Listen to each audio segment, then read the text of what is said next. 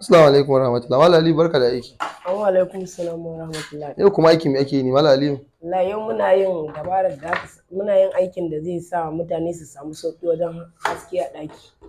Ok, to ai kuma naga gulab din nefa ne a hannunka.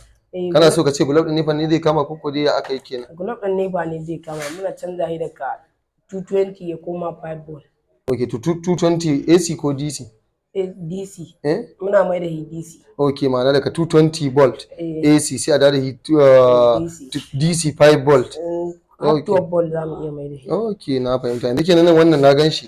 Haka gashi yanzu nan da batirin kwamfutar nan ɗaya ya kama kenan. Da batirin kwamfuta ɗaya ya kama kenan. Ok, to wannan da yake kwalin fa gashi dai na gansa shi ma a haka AC ne ko? Shi wannan AC ne ba a mai da shi DC wannan nefa ne. Ok. A karitan da suke a jiki kawai na abubuwan za a ciccire a ciccanja.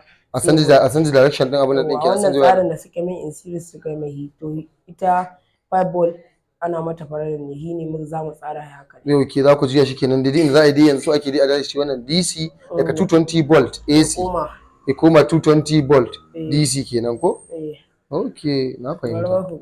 Wato yanzu misali wannan yanzu kenan AC ne kenan. AC ne kenan kafa abu. Kawo wuta AC za a gwada muku. Ok. Ok, wannan AC ne haka kenan. Wannan AC ne. Ok, to ga da DC mu gani. Kuma na ga duk a haka dai ya bada haske ɗaya da DC da AC. Ok. Ai insha Allah in dai an mai wannan abun gama wani an riga an gama. Ok, wannan an gama kenan batirin kasa kenan complete a ciki. Wannan an gama complete an sa batiri. An saka batiri kawai sai dai mutum kenan kamar nan ne ɗakin sa haka. Kawai sai dai ya samu kawai ya sakale shi kenan a kusa ko a wani guri da zai iya yin aiki da shi kenan.